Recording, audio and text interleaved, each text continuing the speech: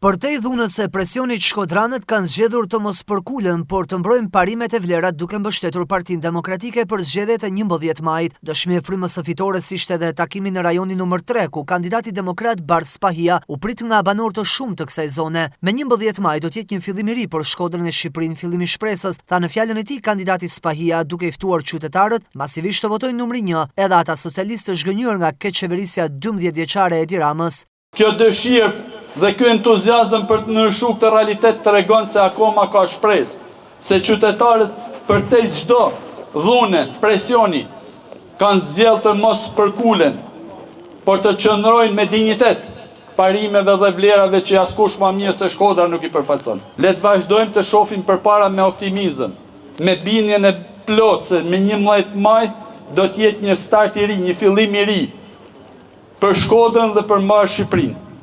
Fillimi i shpresës.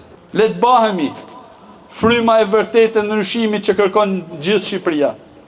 Le të bahemi promotor të kësaj fitore të jashtëzakonshme që na pret me 11 maj. Të thrasim të na bashkohen çdo qytetar i lirë i këtij vendi, t'i kthejmë dignitetin edhe atyre socialistëve që po ashtu si ne vujnë, sepse vetëm një grusht i vogël njerëzish rreth pushtetit sot mund të njihen mirë.